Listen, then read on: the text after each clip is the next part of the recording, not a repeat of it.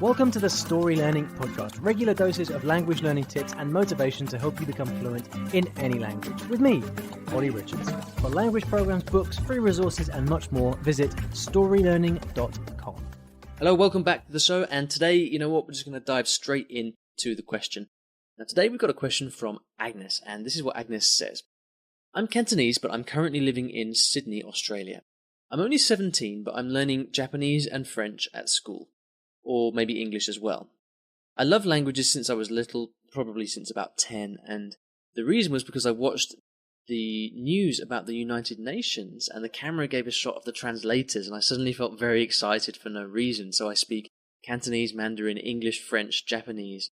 I also learn a bit of Arabic, Persian, and Nepali from my friend. I have a question after I saw your article. You don't think people should learn more than one language at the same time because it's better to be focused on one first. I do agree with that, but also I disagree. Because I'm an example, I do well on both, and I still have time for my other 4 subjects because I'm in high school. I've learned those 2 languages for 4 months until now, and I really enjoy learning. So here's the question.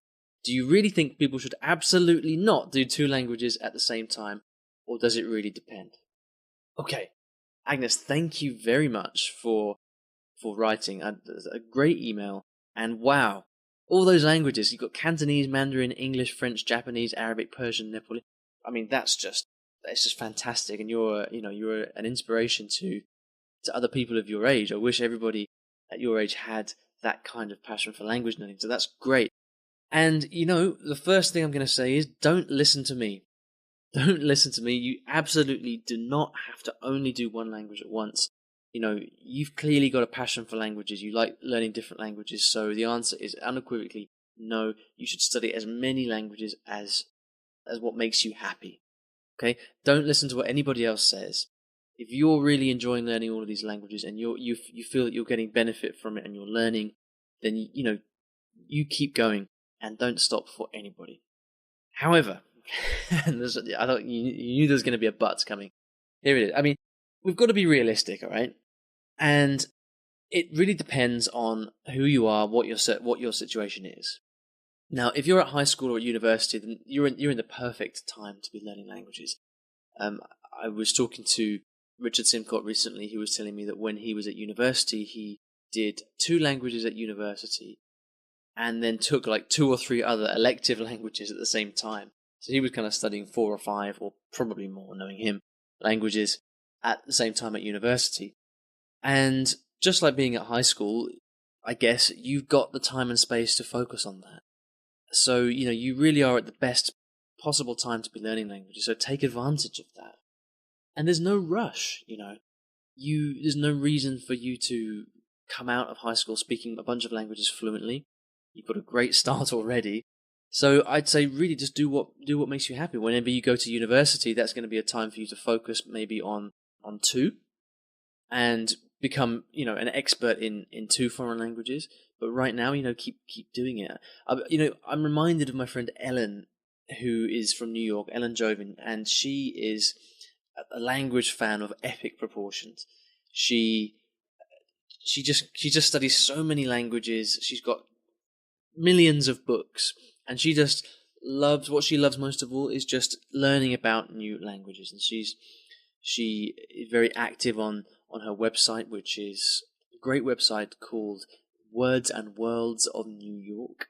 I'll put a link to this in the show notes, which you can find at iwillteachyoualanguage.com/episode 61.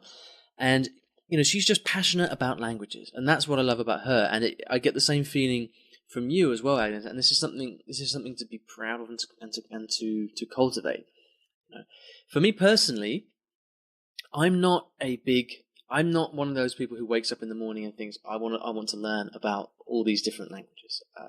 For me, I have a very specific way of approaching language learning, and I want to be able to speak.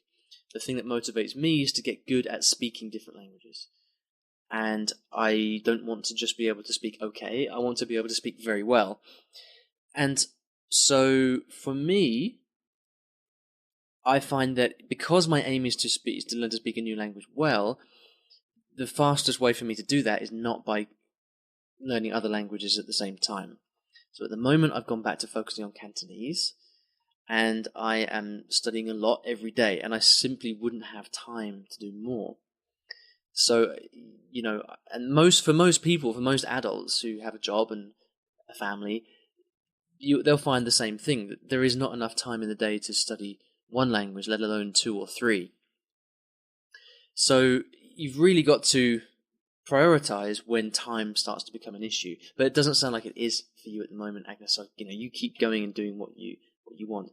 Also, you did mention that you said you're learning a bit of Arabic, Persian, and Nepali from your friend. And, I think it's important to say that when we're talking about studying a language, if we're talking about studying seriously, you can always pick up words and phrases from different languages, and it's a real pleasure to be able to do so. So don't worry about that.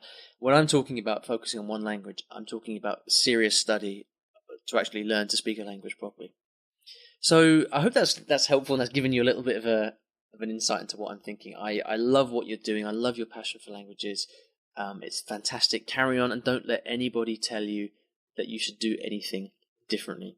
Enjoy every minute of it. I wish I was 17 again. When I was 17, I didn't care about languages at all. In fact, I didn't start learning languages till I was 19 years old.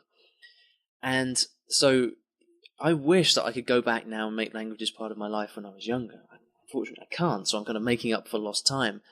But, it's a great thing to do, and it's going to, I imagine that you've got an aim maybe to become a translator at the United Nations. I think you'd be fantastic at it.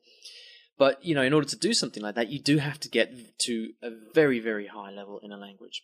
So that's the kind of time that you might start to think about maybe specializing in one or another.